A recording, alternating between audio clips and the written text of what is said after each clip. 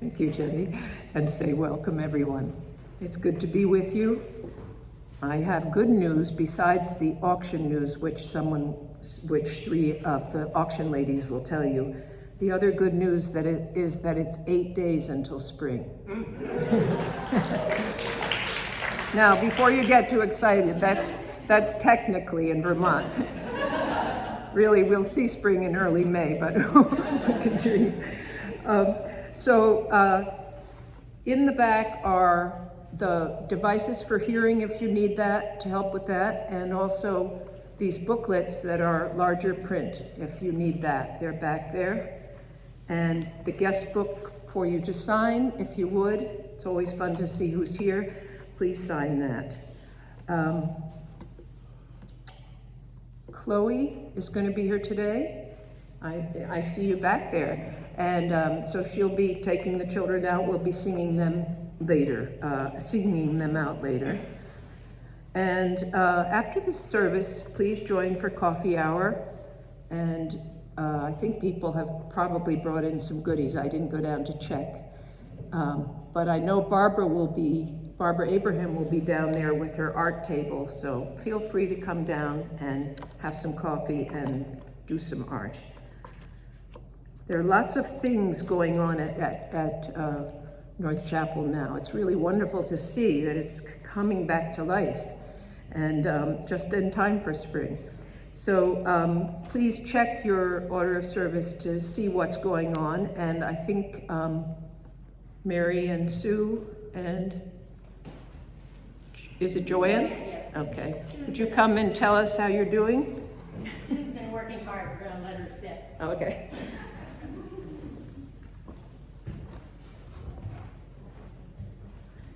Diane's been working hard too. We're gonna let her sit. She says you've seen her enough.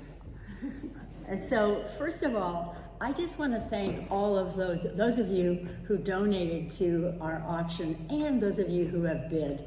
We have already reached $12,000, which is just amazing. When we started this, we felt really anxious about having 10,000 as our goal. So thanks to all of you who are making this possible. And now that all of our food items, for the most part, have been sold or highly bid on, and so we've got some more space on the auction, so that if anybody feels creative making a dessert or making a main course, that you could bring or deliver, either freeze and deliver later, or just know that you can make something, and then when the person with the winning bid contacts you, you can decide upon a time. I know I'm going to make something, and I'm not going to make it ahead of time, but I will do it when they call me. And I think we're going to raise our goal to 14,000 in hopes that we can reach that. And 50. Do I hear 16? We're kind of shaky on this because a lot of the bigger items have already been sold, but if we can add some more food items, maybe we can get there. So Joanne is going to share some interesting statistics that we've learned. So first of all, it's been a joy working with this team. Diane, Mary, and Sue are so creative and so talented. The ads that Diane has written are on the listservs, and I have a list of them if you haven't seen them, but some of them are very funny and they're really engaging, and I think that's why we've had so much participation in this auction from outside of North Chapel as well as members. We've had, since February 4th, when we started working on the auction site, we've had 16,000 hits. Now, probably 10,000 of those were the four of us trying to get it set up, but still, that's a lot. We've raised $12,080.10 as of this morning. We've had 288 bids, and 118 people have logged in. So those 288 bids might have been, somebody bidding 5 to 10 times for one item to try to win it. There's some that are really being fought for. And only 81 of those bids were for winners from North Chapel. 33 from North Chapel, where there were 81 bids, to raise somebody else's bid. So we want to see more participation towards the end of the month, when you guys know that the end is coming, and if you really want one of those items, you got to bid now. or lose it. So look forward to answering any of your questions anytime. Thanks.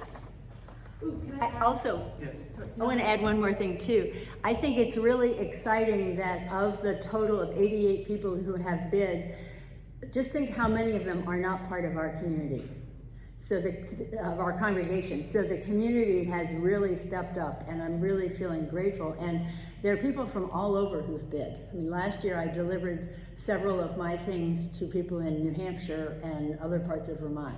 So it's really exciting, the support that we're getting from a lot of people. And Diane wants to say one more thing. Yeah, just one thing that we are gonna bring, at least I am, gonna bring in the raffle baskets. There's 8 raffle baskets, and I'm gonna stick them on the porch next Sunday, maybe for the next 2 Sundays. With the number of tickets, there's only 20 tickets per basket. And so you will know that you have at least, if you buy a ticket, at least 1 in 20 chance, and depending, that would be if all the tickets sold for that basket. So I'm gonna try pushing the basket tickets next from the next couple Sundays. So it'd be lovely to get rid of all of those tickets, because that's a big, it was a real great thing that people donated for those baskets, you know, bought the items, and so it's pure profit, and it's great to show the support for those people that went to the bother of doing that. Thank you. One more thing. I just wanted to tell you a story of one of the auction items because it's so beautiful. Akanka Perkins donated a painting of the Norman Williams Library. And we knew that it would sell, but we set the bid, the first low bid, at $50.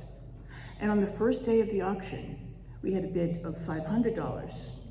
And I was sure it was a typo. So I contacted the woman that was out of state who bid.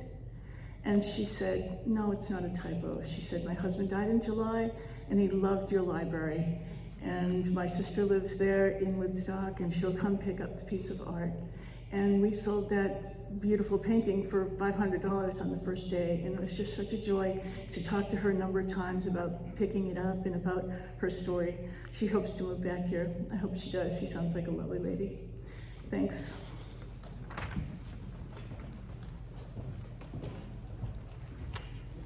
Thank you very much. And Leon. Oops.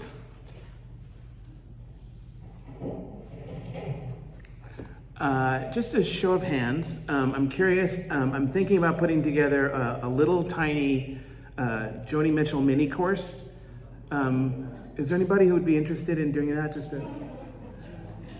Okay. So if you could think about it, my number is on the order of service. Can you text me? And thank you so much. We'll dig into her music well. Just text me and just with a text that says Joni Mitchell. And aside from making me happy, I'll know what you mean. Today's order of service tells us that Leon is going to be speaking about Breonna Taylor and the too long journey of justice. You may have noticed that Leon asked this question, how do we find our deepest peace in all this? I immediately thought of Isabel Wilkerson's Pulitzer Prize-winning book, Caste, which Joby and I read a couple of years ago together. She read, I listened. The book is a revelation. It clarified so much for us, and if it didn't help us to find, as Leon said, our deepest peace, it certainly lifted a veil that we didn't even know we were hiding behind. So for opening words, I will read 2 quotes from Caste, which has, by the way, been removed from schools and libraries recently in several states. If anyone would like to borrow the book, we're finished with it, and I can assure you it is not finished with us. In Caste, Wilkerson's central metaphor is one of a house that has fallen into disrepair. The house is the United States, and our caste system has caused the damage. So she says, when you live in an old house, you may not want to go into the basement after a storm to see what the rains have wrought. Choose not to look, but at your own peril. The owner of an old house knows that whatever you are ignoring will never go away. Whatever you are wishing away will grow, will gnaw at you until you gather the courage to face what you would rather not see. She goes on to say, many people may rightly say, I had nothing to do with this. I had nothing to do with how this all started. I have nothing to do with the sins of the past. My ancestors never attacked indigenous people, never owned slaves. And yes, not one of us was here when this house was built. Our immediate ancestors may have had nothing to do with it, but here we are, the current occupants of a property with stress cracks and bowed walls and fissures built into the foundation. We are the heirs to whatever is right or wrong with it. We did not erect the uneven pillars or joists, but they are ours to deal with now.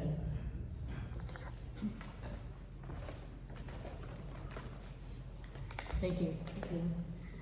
So, Friday is March 17th, and that's St. Patrick's Day, which was kind of a big thing for me growing up in New York City. The old country, Wicklow Road, County Cavan, 16. I visit Mrs. D's sister, who at 75 still rides a bike, wears a pink-flowered dress I recognize as a hand-me-down from Mom. We sit in the kitchen, a circle of women on metal chairs, Christ smiling from the wall, despite his bleeding heart. She says the rosary, and we repeat, blessed is the fruit, full of grace, thy womb. Crone's voices droning like ancient druids, echoing in the linoleum-tiled room. Aromas of puddings, soda bread baking, mouth-watering odor of onions, eggs, mutton, tomatoes fried in fat. Faces like ancient stones, pale, hardened, weather-worn. Outside, the acrid smell of burning peat, damp earth and salt air, the sacred encircling sea.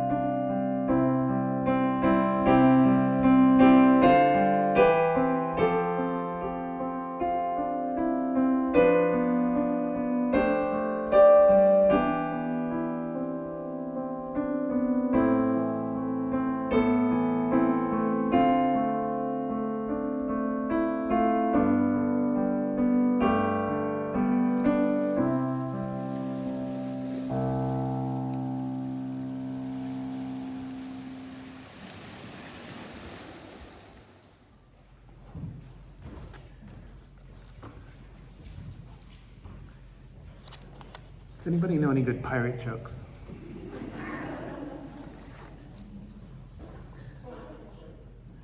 I had a dream in which I was trying to find a way to build levity, and I actually dream about this sanctuary. So I had a dream in which I was trying to figure out how to build levity into church services. year after year. And I thought about how funny it would be to tell the same bad joke again and again every year. So here's the bad, there are two of them. What is a pirate's favorite letter?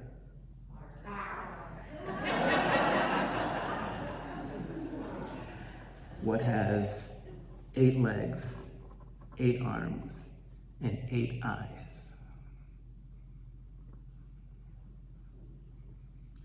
8 pirates. So expect that to come again and again. And hopefully the joke will get more and more distressful over the years. Good morning and good Sunday. I hope that this new day finds you well.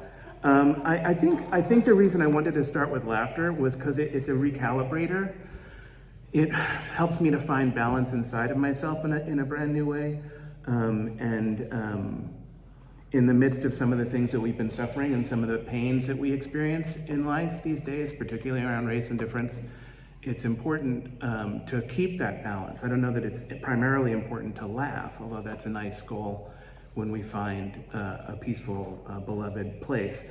But it's important to strike that balance, to find and keep that balance to get us through the hard times. So what if that deepest peace is that place within ourselves that knows the sacred balances soul level deep? What if our deepest peace is that place within ourselves that understands the sacred balances soul level deep? Good morning and good Sunday.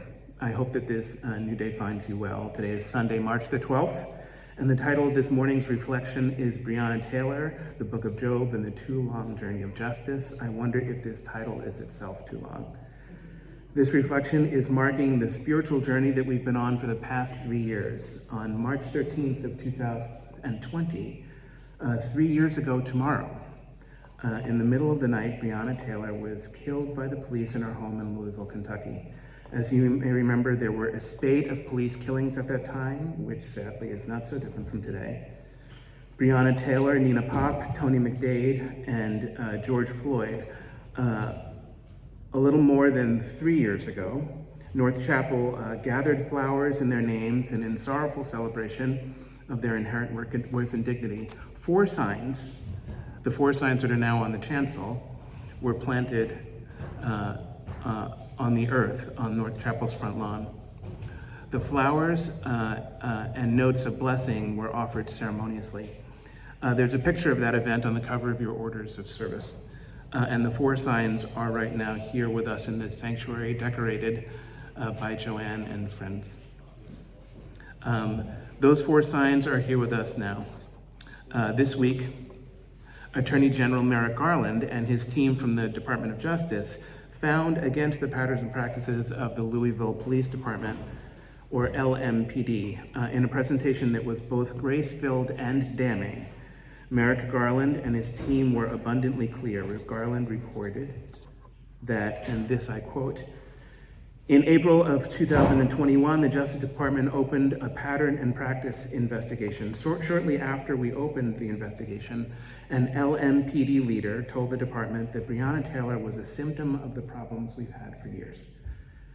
Garland found that the police department in Louisville regularly violated the First and Fourth Amendments of the Constitution of the United States. It gives us a little room to breathe to hear that publicly said. It restores something in us. It helps us to strike again our inward balance. So now we can finally begin to put the flowers that we gathered in their name to rest. But the journey has been so long, too long for many of us. So how do we find that peace in all of this? How does one find the light of the sun looking beneath the thunder? Bernice Johnson Reagan, the former leader of Sweet Honey in the Rock, once said, "And when there is promise of a storm, and you want change in your life, walk on out into it. If you get to the other side, you will be different. And if you are wanting change in your life and you are avoiding the trouble, you can forget it. So wade in the waters." I want to tell you a story of a powerful storm. And through the telling, we might get one step closer to knowing the nature of clouds. Do you remember when Joni Mitchell first tried to understand clouds in '69? When she first sang about the different perspectives and the paradoxes? I've looked at clouds from both sides now, from up and down, and still somehow it's clouds illusion I recall. I really don't know clouds at all. The meanings of clouds were mysterious to her. Clouds were good and bad and both and neither, depending on one's perspective, upon one's open heart. It was impossible to know for sure, but like Bernice Johnson, she was sure of one thing. When there is promise of a storm and you want change in your life, walk out into it. Now, let me depart from that thought for one moment. I will get back to it, but I want to change the subject for a moment, because 3 short months from now, in actual Vermont spring, right? I get a little resentful because this Jersey boy is used to planting his garden in early March. So there's this sort of period of mourning for me. But just 3 short months from now, and 600 long miles from here in Pittsburgh, Pennsylvania, thousands of Unitarian Universalists will gather from all across the country. They will gather together in a yearly ritual known as General Assembly, and you can go. We can all go. We would take over the place, but we could all go. We will go on to we will go to Pittsburgh to carry on the affairs of the denomination. We're going to vote on things.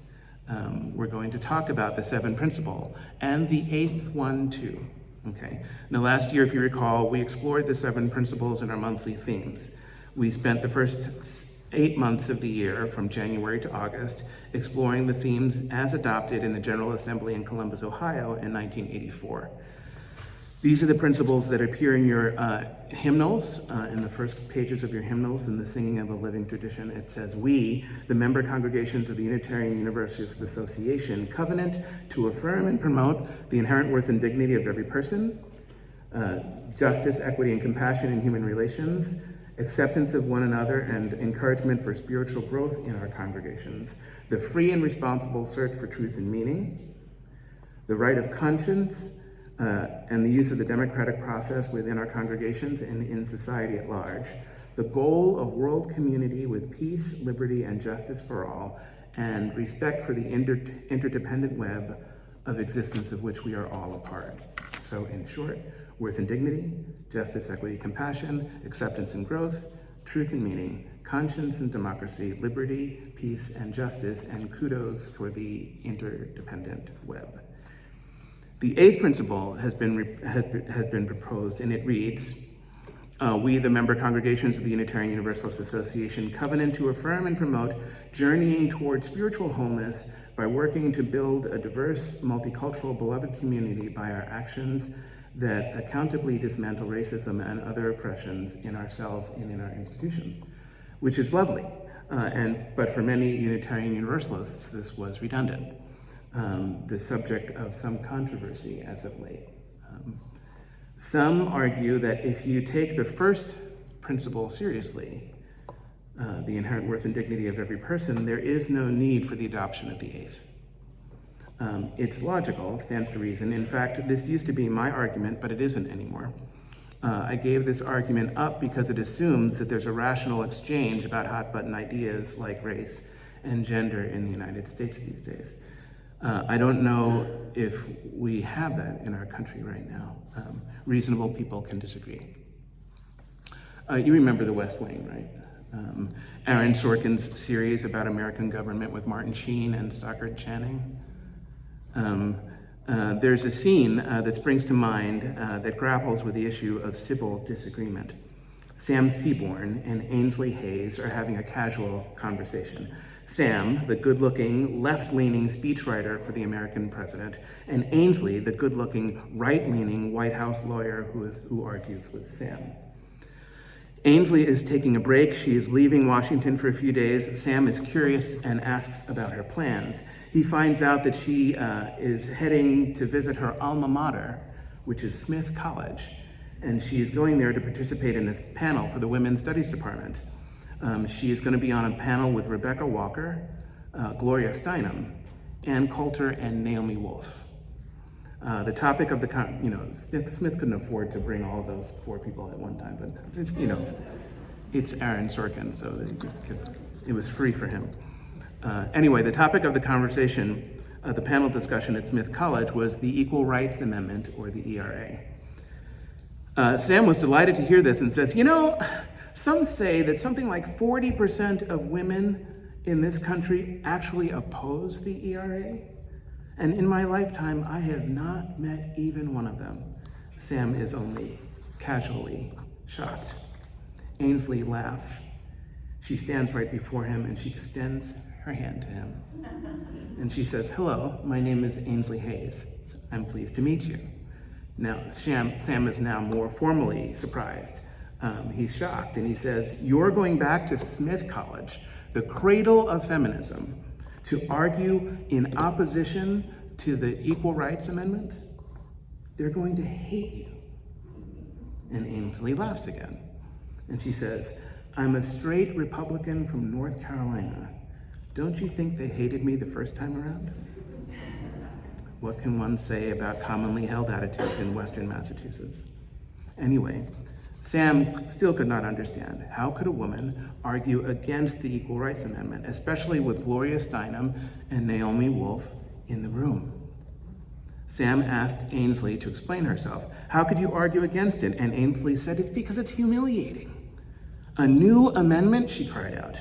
You remember the ERA was ratified in 1972.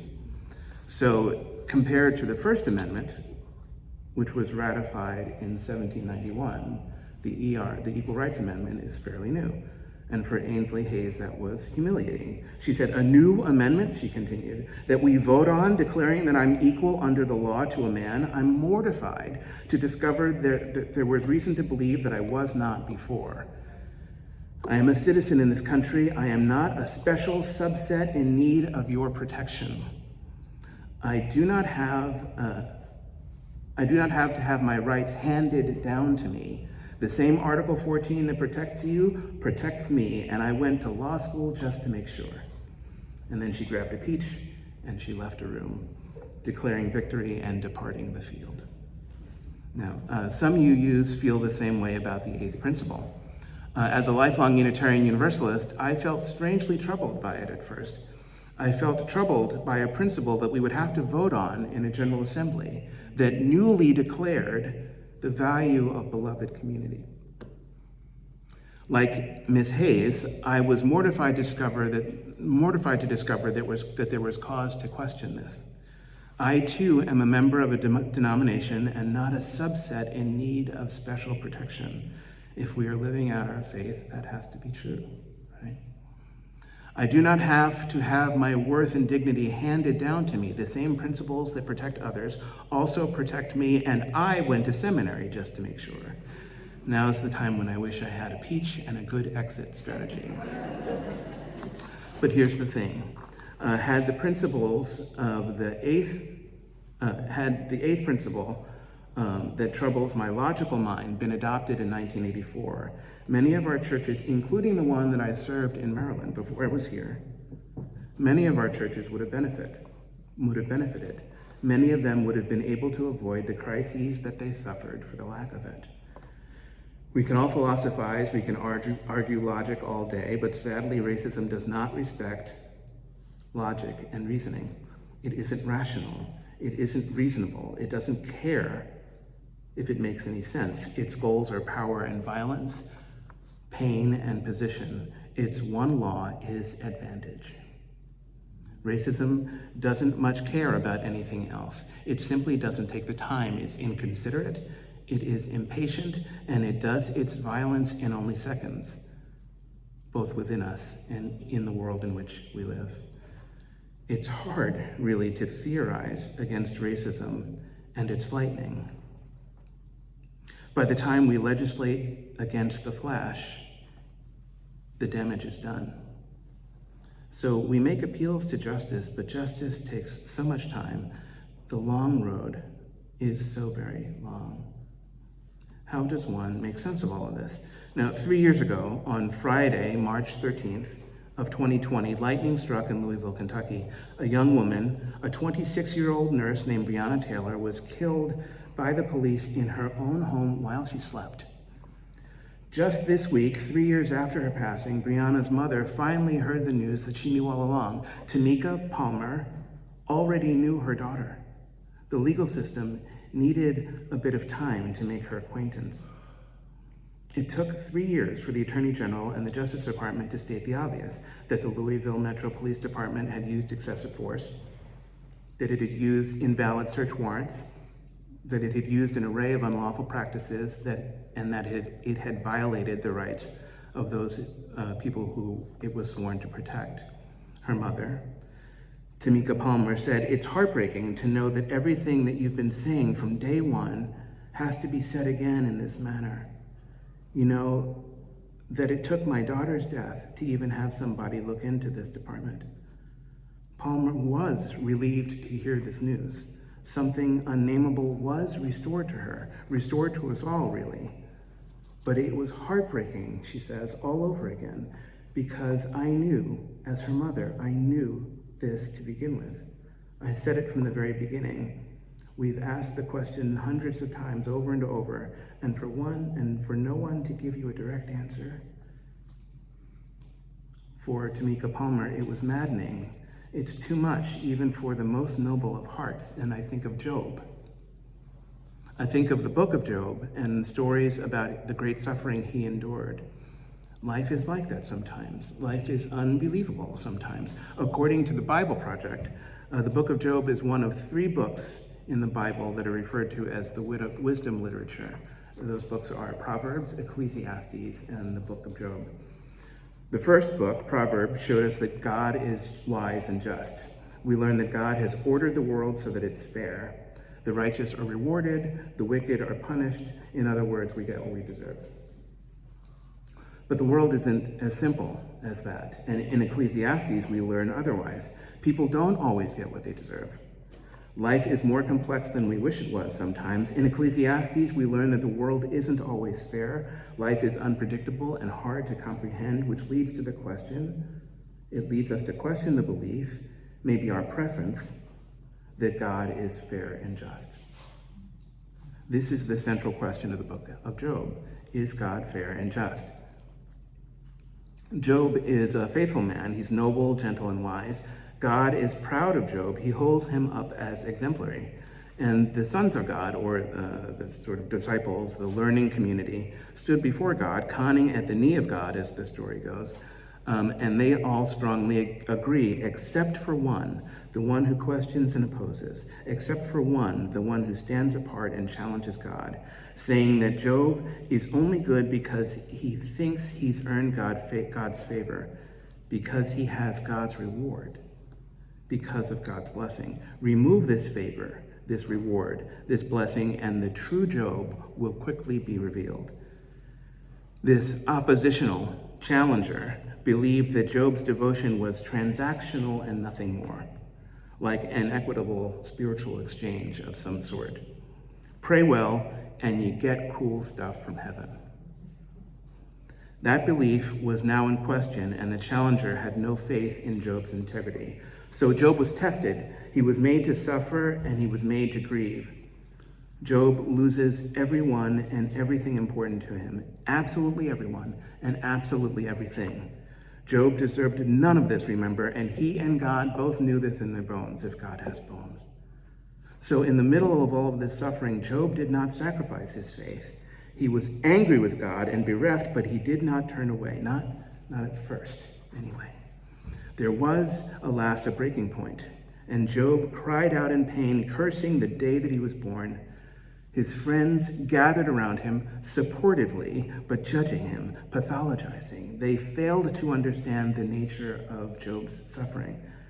They had wrapped their logical minds around his trials and tribulations, but they had not wrapped as well their loving hearts. They tried to reason with Job, but they were only really blaming him. Surely there was a reason for this suffering. Surely Job had done something terrible to bring this anguish upon himself. Surely he was somehow to blame for his own suffering. Wouldn't it be great if we all had that kind of control over the sufferings in our lives? Wouldn't it be great if we all had the ability to limit the depth of our sorrow with good behavior? Job's friends stood over him in judgment and more fundamentally in fear. They had dreamed up a world for him wherein he suffered at his own expense, a world in which he was responsible for his own anguish, a world in which he was liable for the very lightning that struck him down. Job's friends could not get beyond their prejudices and their preconceptions. They could only imagine a God that was just and fair. And for 34 chapters, they speculated, postulated, and theorized. For 34 chapters, they mused and hypothesized, wondered and conjectured and surmised. And through all of that loss and in all of that pain, Job justly defended his innocence. Far beyond his friends and their banter, Job cried out to God, and God responded. Job appeared to God in the shape of a powerful storm, and God then shows Job spectacular universe of complexity over which he daily presides. And in the most powerful and transformative of ways, God returns Job to the realm of humility, and then he leaves him. Now, although Job never learns the reason for his suffering, he is still able to live in peace. And God restores everything to Job, everything that he had lost. In fact, God doubles the gift. And yet for this as well, there is no explanation. Job's suffering was a path, it was not punishment. His restoration was not reward. These are just long roads that are possible in life. These are just options for the journey. No story, no rhyme, no reason, no crime, no foul, no prize, no praise. Job's restoration is purely a gift, not a dividend of prayer. Even Job doesn't understand why he receives what he receives, but he simply accepts it. And his acceptance reads as wisdom to the people who surround him. We who are able to accept life's gifts in grace and with gratitude are able to use them to bless the world in a spirit of love. No matter what comes, good or bad, Job is able to trust in God's wisdom. Job does not master the rules of a system that he can control judiciously. He simply trusts, come what may. And oh the grace of this. The grace of this story in its fullness, in its completeness, because we can get caught up in the parts. We can get caught up in the fear of losing things unfairly, in the fears of loneliness and pain, in the fear of being misunderstood. This is where so many of us get stuck, and for this reason, for reasons that are trivial and deep.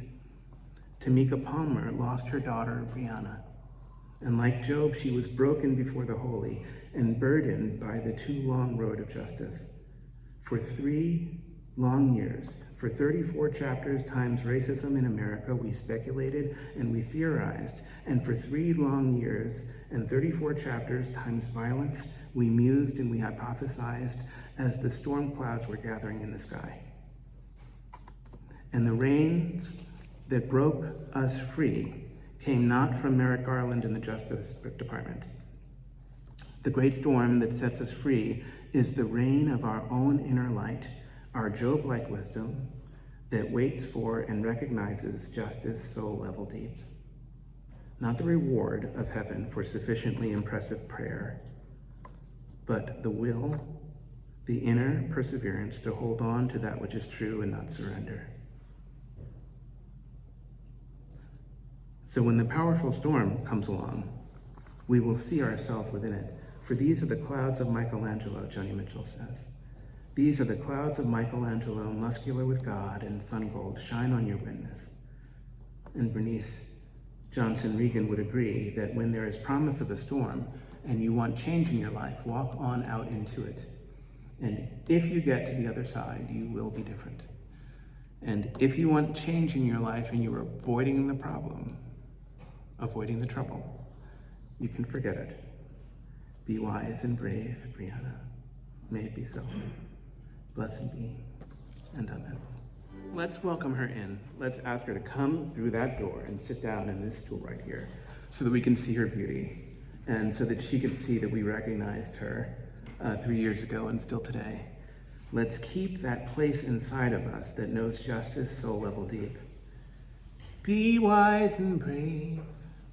your own soul to save, your message engraved in gold.